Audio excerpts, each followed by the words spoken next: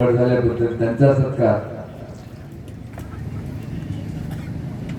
आणि माजी आमदार वसंतरावजी चव्हाण साहेब जिल्हा मध्यवर्ती बँकेचे अध्यक्ष झाल्याबद्दल सत्कार। या कार्यक्रमासाठी उपस्थित असलेले अमर राजूरकर, आमदार वसंतरावजी चव्हाण, आमदार ओमप्रकाशजी पोखरना, जितेश शांतापूरकर आमदार, आनंदरावजी चव्हाण, एकनाथरावजी मोरे,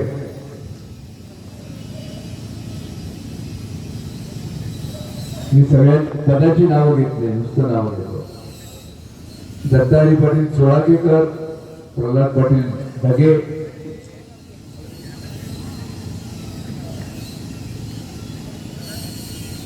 ज्यांनी हा कार्यक्रम आयोजन करण्यामुळे पुढाकार घेतला आणि ज्यांनी अतिशय सुंदर प्रस्तावना केली ते आमचे संजय कुलकर्णी, माजी नगराध्यक्ष,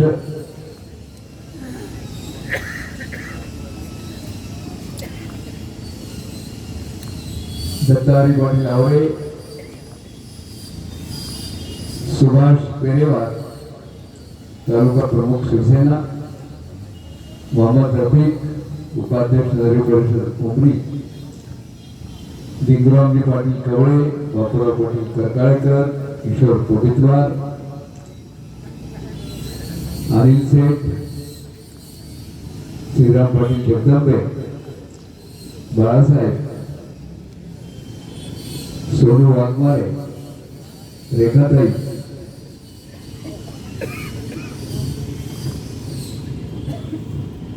पांडुरंग देशमुख गोरठेकर, प्रभाकर पाटील पुयट, बापूसाहेब कौडगावकर,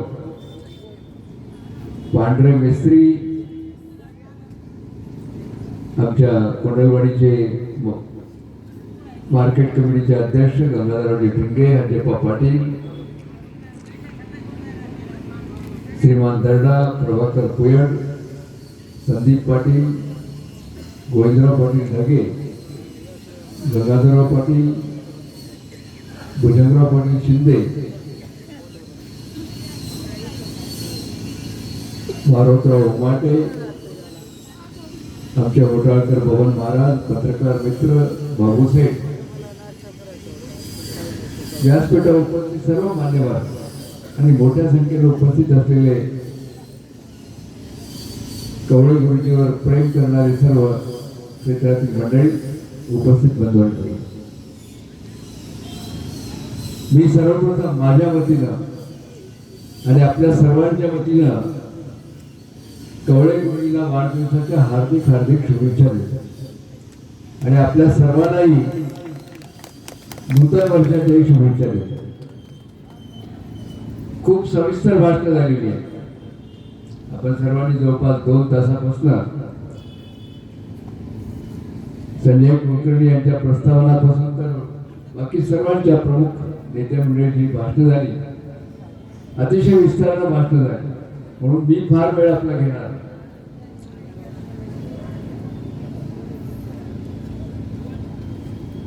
कवळे गुरुजींना अतिशय तरुण वयामध्ये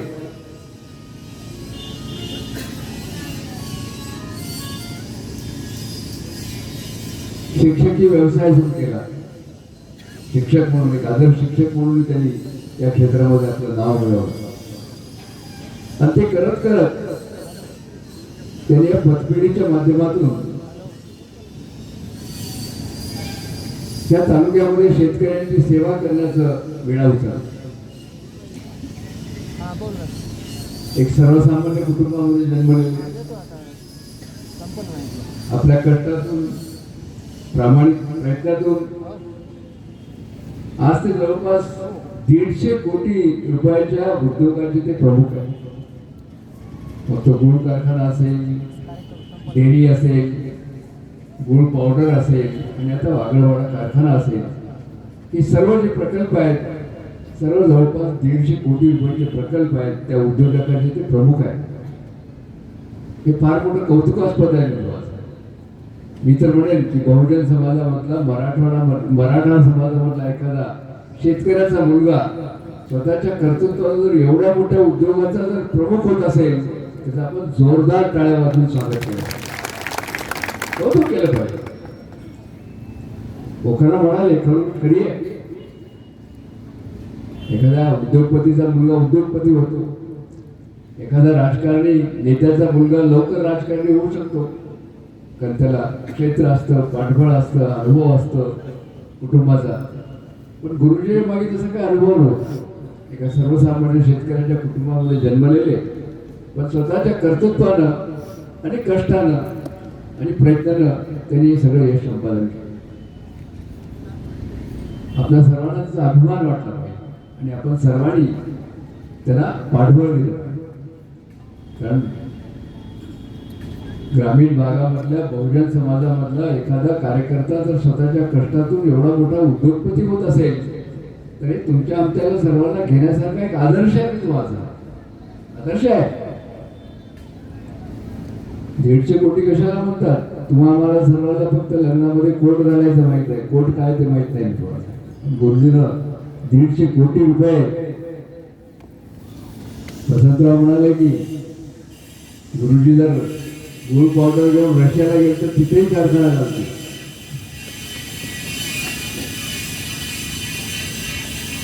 खरंच होतच असतात.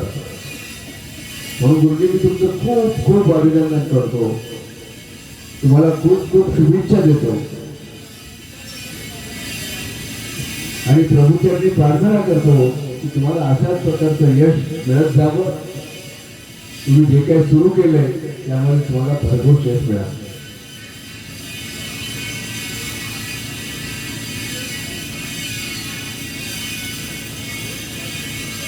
गुरुजी प्रत्येक क्षेत्रामध्ये, मला वाटतं तुम्ही परत पंढरपूरलाही जाता, कारण मध्ये एकदा मी फोन केला होता तिथं स्वामी समर्थ गुरुजी तरी माळकरी आहेत.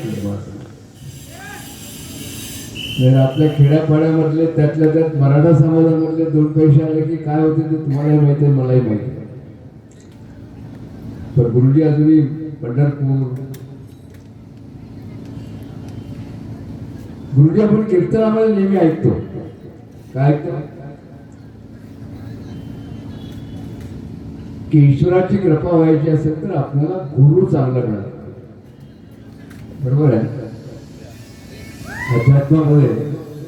अध्यात्मामध्ये जोपर्यंत गुरु चांगला मिळत नाही तोपर्यंत ईश्वराची प्राप्ती होत नाही, तेव्हा आपल्याला तो मार्ग सापडला. गुरुजी, मी माझ्या 40 वर्षाच्या राजकीय अनुभवातून सांगतो की राजकारणामध्ये यशस्वी व्हायचं असेल तर गुरु चांगला लागतो. चांगला गुरु जर तुम्हाला सापडला नाही तर तुम्ही राजकारणामध्ये यशस्वी होऊ शकत नाही. गुरुजी, आता मला वाटतं तुम्ही अशोकरावला गुरु करून घेतलंय की नाही? उभं राहून सांगा. असं नाही. आता अशोकरावला गुरु करून घेतला. आता तुम्हाला राजकारणातले चांगले दिवस येतील. मी माझ्या अनुभवातून सांगतोय तुम्हाला. मी सांगतो माझे शंकरराव चव्हाण सासरे जरी असले तरी राजकारणातले गुरु मी त्यांना मानले. सासरे होते, नातं वेगळं, तर ते माझे राजकीय गुरु होते. ते राजकीय गुरु असल्यामुळे गुरुजी मी 3 वेळा खासदार झालो, 3 वेळा आमदार झालो, एकदा मंत्री झालो. अशोकराव गुरु नव्हते बरं, मी कधी त्याला गुरु मानलं नाही, आताही मानत नाही. शंकरराव चव्हाणांना मी गुरु मानत होतो. मी आता आलो ते अशोकरावला आशीर्वाद द्यायसाठी आलो. तुम्ही त्यांचं शिष्यत्व पत्करून आला. दोघांमध्ये फार मोठा फरक आहे. आता गुरु करून घेतला, तुमचा मार्ग चांगला आहे. पण गुरुजी एक लक्षात ठेवा, कुठल्याही क्षेत्रामध्ये काम करत असताना दाने दाने पे लिखा है खाने वाले का नाम.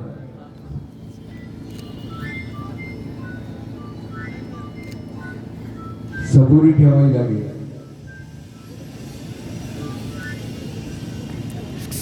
सबुरी का फल मीठा होता है. वक्त वक्त के पहले और नसीब से ज्यादा जिंदगी में कुछ नहीं मिलता. आता बघा जितेश कसा हसत बसलाय. त्याला अशोकराव सारखा गुरु सापडला.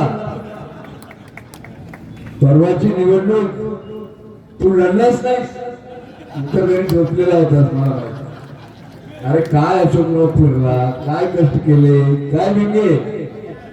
अशोकराव 3 वाजताच्या खाली कधी झोपला नाही.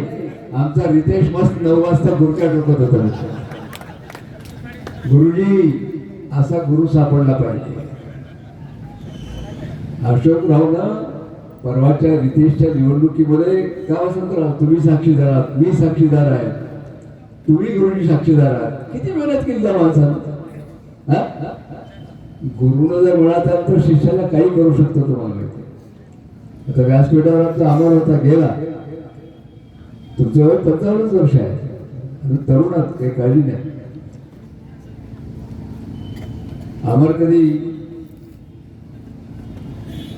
नगरसेवक झाला नाही, जिल्हा परिषद सदस्य झाला नाही, डायरेक्ट MLC.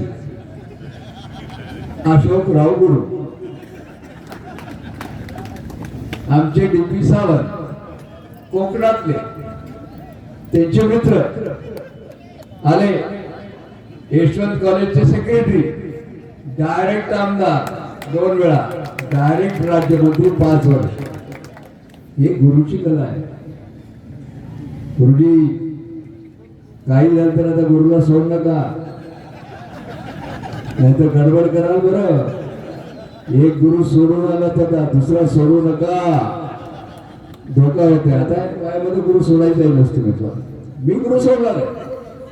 मी अखेरपर्यंत आताही शंकराला सोडलो नाही, कधीही सोडलो नाही.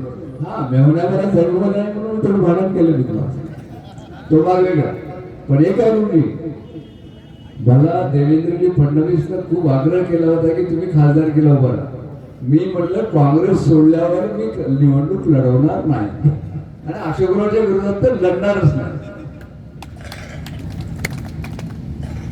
विनोदाचा भाग आहे.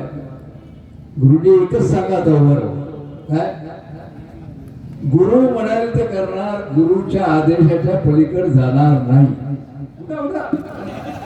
तुमच्या मनासाठी सांगलं म्हणा म्हणा. वा वा वा. आता तुमचा मार्ग फारच सरळ आहे गुरु. मी ह्याच्यासाठी करतोय, तुमच्या काही दुसरा अर्थ काढू नका. मी तुमच्या भल्यासाठी करतोय सगळं. ऐकून घ्या. आता पोखरणा म्हणाले, तुम्ही स्वतः म्हणाला की मी माझं घर करून ठेवलं, म्हणजे शेती करून ठेवलं, म्हणजे प्रत्येक गोष्ट जी आहे ते ही उद्योग उभा करण्यासाठी गिरवी ठेवलेली आहे. गुरुजी माझी तुम्हाला विनंती आहे, कृपा करून हे सगळं करत असताना तुम्ही ते उद्योग यशस्वी होतील याची काळजी घ्या. राजकारण फार वाईट आहे. राजकारणामध्ये खिशात काही नसताना आता राजकारण करता येत नाही. हे कवी आहे तिथे बसलेले, एका कवीनं कविता लिहिली, मी तुम्हाला सांगतो.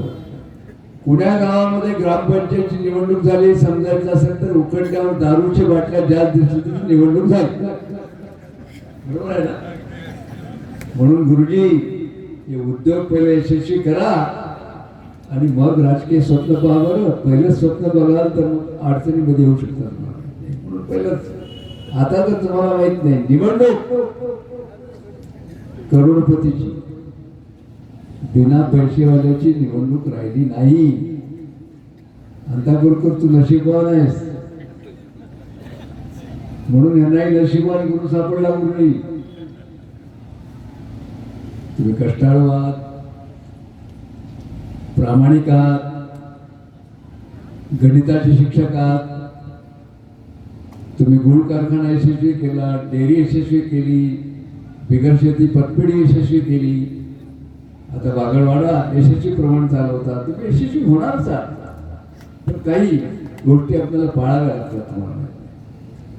आणि जेव्हा माणूस यशाच्या शिखरावर चढतो टीका टिप्पणी होते.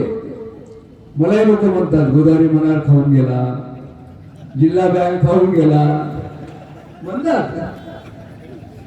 कारण आम्ही जे काही केलं ते त्यांना करता आलं नाही. तुम्हाला आम्ही 3 वेळा खासदार झालो, 3 वेळा आमदार झालो, ज्यांना होता आलं नाही म्हणतात खाल्ला म्हणतात, कुणाला म्हणतात सगळ्याच म्हणतात. जो प्रयत्न करतो, कष्ट करतो, कुटुंबाचा प्रमुख असतो, 4 माणसं कुटुंब असेल, कुटुंब प्रमुखावर टीका टिप्पणी होते.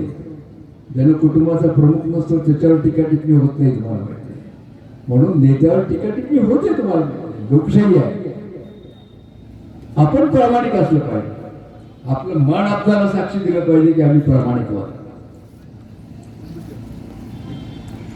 तर उमरीच घ्या ना. उमरी तालुका तसा लहानसा तालुका, आंध्राच्या बॉर्डरवर तुम्ही,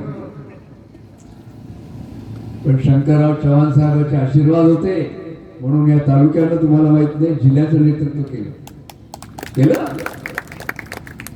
स्वर्गीय बाबासाहेब गोरडेकर 2 वेळा सभापती राहिले, जिल्हा परिषदचे अध्यक्ष राहिले. आणि मी तुम्हाला सांगतो, इथं साक्षीदार आहे, बाबासाहेब गोरडेकर शंकरराव चव्हाण साहेबांच्या आशीर्वादाने आमदार झाले, त्याचा साक्षीदार मी आहे. गुरुजी तुम्ही त्यांच्याबरोबरच होतात, मला माहिती आहे. ही 1980 ची गोष्ट आहे. 1978 मध्ये बाबासाहेब साहेबांच्या विरोधात उभं टाकले भोकरमध्ये. 77 मध्ये मस्कामधून साहेब उभं टाकले आणि काँग्रेसमधून लढत झाली. साहेब जिंकले. त्याच्या इतिहासात मी जात नाही. त्यावेळेस माझी राजकीय कारकीर्द सुरू झाली. मी नव्हतो मस्कामध्ये, मी काँग्रेसमध्ये होतो. मधुकर दादा होतो. म्हणजे साहेबांच्या कठीण काळामध्ये माझी राजकीय सुरुवात आहे. सगळे साहेबांचे जे जुने फॉलोअर होते त्यांना सोडून गेले होते. मग त्यात नावं घेणं बरोबर नाही, पण पद्मश्री असतील, अजून कोण कोण असतील, मी त्यांची नावं घेत नाही. 1980 मध्ये जेव्हा विधानसभेच्या निवडणुका लागल्या, गंगाधरराव कुंटूरकर विचार, तेही स्वर्गीय झाले, आमचे मित्र होते, ते माझ्याकडे आले. भास्करराव म्हणले मला जिल्हा परिषदचा अध्यक्ष व्हायचं आहे. म्हणजे कसं, म्हणजे जिल्हा परिषदचा अध्यक्ष जर मला व्हायचं असेल तर बाबासाहेब तरी अध्यक्ष होते. बाबासाहेबांना आमदार करावं लागते. म्हणले म्हणजे ती जागा खाली झाली की अध्यक्ष होतो. फार हुशार होते म्हणणार. आणि तुम्ही म्हणले बिलोलीचे आमदार म्हणला. चांगला प्रस्ताव आहे. आम्ही गेलो मुंबईला. साहेब खासदार झालेले होते. आणि साहेबांना म्हणले की साहेब बाबासाहेब गोरडेकरला तुम्ही भोकरमधून आमदारकीचं तिकीट द्या. साहेब म्हणाले की तुम्हाला उशीर झाला. काय बाजीराव शिंदे होते तुम्हाला. बाजीराव शिंदे इंदिरा काँग्रेसचे. त्यांनी इंदिरा गांधींना भेटून साहेब जेव्हा खासदार झाले की पहिलं तिकीट पक्क करून घेतलं होतं. ही जागा शंकरराव चव्हाणांची आहे, मी जुना इंदिरा काँग्रेसचा आहे आणि मला द्या निवडून येतो. साहेब म्हणले किंवा बाजीरावचं फायनल झालं, तुम्ही उशीर आला. साहेब म्हणले काही करा, जिल्ह्याची घडी जर बसवायचं असेल तर बाबासाहेबांना तुम्ही माफ करा, त्यांना तिकीट द्या. साहेबांनी दिल्लीला जाऊन इंदिरा गांधींना भेटून बाजीरावचं तिकीट बदलून गंगाधर यांना बाबासाहेब गोरडेकरला तिकीट दिलं. मला त्यावेळेस जे आहे ते बिलोलीमधून तिकीट दिलं. तुमची आली बळवंतराव चव्हाण साहेबांची लढत झाली. मी 300-400 मतांनी त्यावेळेस पडलो. म्हणून माझं म्हणणं की शंकरराव चव्हाणांच्या आशीर्वादामुळंच उमरी तालुक्याला जिल्ह्याचं नेतृत्व करण्याची संधी मिळाली. मोठ्या साहेबांची खूप उपकार आहेत मला सांगतो, मला विसरता येत नाहीत गोष्टी. मी सुधाकरराव नाईक साहेबांच्या मंत्रिमंडळात राज्यमंत्री होतो. वसंतराव त्यांचं खूप माझ्यावर प्रेम होतं. ते खाजगीमध्ये मला बोलतेच म्हणायचे की भास्करराव साहेब आमचे नेते आहेत हो, पण तुमच्या सासऱ्यानं आमच्यावर अन्याय केला. अरे काय तुमच्यावर काय अन्याय केलं म्हणून तुम्हाला मुख्यमंत्री करण्याची साहेबांनी मदत केली, मला मुख्यमंत्री केलं म्हणले, पण आमचं यवतमाळचं पाणी त्यांनी नांदेडला पळवलं, इसापूर धरण. आता जी चर्चा आली, इसापूर धरणाचं पाणी तुम्हाला माहित आहे की ते धरण आहे यवतमाळ जिल्ह्यामध्ये. जमीन बुडाली यवतमाळची, आता हिंगोली झालं. सुधाकरराव नाईकाचं म्हणणं असं होतं की त्या इसापूर धरणाचं पाणी जे विदर्भाचं आहे, एक बोगदा काढून यवतमाळ जिल्ह्याला देता आलं असतं. साहेबांनी तुमचं जे हे आहे ना आपला वारंगा, त्या ठिकाणी 15 किलोमीटर बोगदा काढला, नांदेड जिल्ह्यामध्ये पाणी आणलं आणि तुमच्या उमरी धरणामधलं पाणी शंकरराव चव्हाणांच्या भागीरथ प्रयत्नामुळे आलं. जोरदार टाळ्या वाजवत. ते दुसऱ्या कोणाला शक्य झालं नसतं. शंकरराव चव्हाण साहेब होते म्हणून ह्या भागाला पाणी मिळालं. त्याचा इतिहास फार मोठा आहे. गुरुजी, इसापूर धरणाचं पाणी 15,000 हेक्टर यवतमाळला मिळतं, 15,000 हेक्टर हिंगोलीला मिळतं आणि 70,000 हेक्टर नांदेड जिल्ह्याची जमीन दिसते. 70,000 हेक्टर. तुमचा किलोमीटर, तुमचा कॅनलचा किलोमीटर 144 आहे. 144 किलोमीटर कॅनलची लेंथ आहे. आणि आता अशोकराव चव्हाणांनी तसंच काम सुरू केले, तुम्हाला माहिती आहे. आता इथे चर्चा होत होती, कोणतरी म्हणलं की बा सध्याचे रनिंग आमदार काहीतरी बोलतात, काहीतरी करतात, त्याच्या विस्तारात जात नाही. कारण त्याला एकदा तिकीट मीच दिलं होतं, म्हणून त्याच्यावर जास्त बोलत नाही. अशोकरावने एक रस्ता आता 1200 कोटी रुपयाचा मंजूर केलाय. 1200 कोटी. जगदंबे उभा राहून टाळ्या मार, तुझ्या गावात चाललाय तर रस्ता. शंकरराव चव्हाण रस्ता गाळेगाव, तिथून मुगट, अंदोरा, माळगावडा, कारेट फाटा, जारीकोट फाटा, बाबळी फाटा आणि तिथून तुम्हाला बेलूर बासाला. सीसी रोड दुसरा कोणता नाही. जसे सीसी रोड तुमच्या नागपूरला जाणारे आहेत ना प्रल्हाद पाटील, तुम्ही तालुका अध्यक्ष धोरण टाळी मारा, जोरात मारा. हा, त्यांच्या गावात चाललाय 1200 कोटी रुपयाचा रस्ता. हो, लोक 3-3 टर्म, 10-10 टर्म आमदार राहतात, खासदार राहतात, 100 कोटी आणू शकणार. त्याला नाही झाले. टेंडर लागून आलं. आता टेंडरला गेले, टेंडर निघाले. सांगायचं तात्पर्य एकच आहे, मी तुम्हाला सांगतो की नेत्याचं जोपर्यंत पाठबळ नाही तोपर्यंत विकास होऊ शकत नाही. माझ्या अनुभवातून सांगतो तुम्हाला. मध्ये म्हणतात की भास्कररावनं अमुक केलं तमुक केलं. शंकरराव चव्हाणांची ताकद माझ्या मागे होती म्हणून मी केलं. भास्करराव काय करू शकतो? काही करू शकत नाही. कोणता आमदार काही करू शकत नाही. जितेश घालू नको. अशोकराव मागे तुझं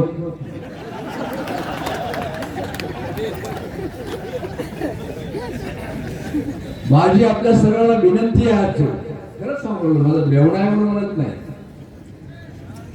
आपल्याला नांदेड जिल्ह्याचा, मराठवाड्याचा विकास करून घ्यायचा असेल तर अशोकरावला मजबूत केलं. दुसरा तुमच्याकडे पर्यायच नाही. अशोकरावच्या उंचीचा नेता मराठवाड्यामध्ये आता नाही. म्हणजे मी मेहुणा आहे म्हणून तारीफ करत नाही. मेहुणा म्हणून तुझं कधी जमलं नाही. नेता म्हणून तारीफ करतो. आजही महाराष्ट्रामध्ये कमी मंत्री असे तुम्हाला मी सांगतो. सगळे पवार साहेबांपासून मी त्यांच्या मंत्रिमंडळात होतो. कोणताही मंत्री असं नाही. अशोकरावकडे येत असताना सेक्रेटरी होतो. कलेक्टर अभ्यास केल्याशिवाय येत नाही. SP अभ्यास केल्याशिवाय समोर उभा टाकत नाही. एवढा ताकदीचा नेता तुमच्याकडे आहे. हा ताकदीचा नेता तयार होत नाही, उगी तयार होत नाही. तुम्हाला माहित नाही त्याच्या मागे 30 वर्षाची मेहनत आहे. शंकरराव चव्हाणांचं पुण्याई आहे. म्हणून माझी आपल्या सर्वांना विनंती आहे. बोलतात, बोलणारे काही बोलतात, तुम्हाला माहित नाही स्वतःचं मत काय आहे. आजकाल काही कार्यकर्ते निघाले तुम्हाला, त्याचं पेपरमध्येच नाव आहे. पण अशोकराव चव्हाणांना नाव दिले, शिवा दिली की नाव येते तुम्हाला माहित नाही. इतर वेळा कोण नावच घेत नाही, कोण पेपरवाला लिहित नाही. आणि तेच तुम्ही अशोकरावला तुमच्या शिवाय घाला, अशोकराव शिवाय दिलं त्याचंही नाव येतं, त्याचंही नाव होतं तुम्हाला. असे काही काही निघाले, त्यांच्या बंधात पडायचं नाही. आम्हाला आमच्या नांदेड जिल्ह्याचा विकास करायचा आहे. आज आपल्याही उमरीचे प्रश्न गुरुजी अजून सुटलेले नाही. काही प्रश्नांची मला जाणीव आहे.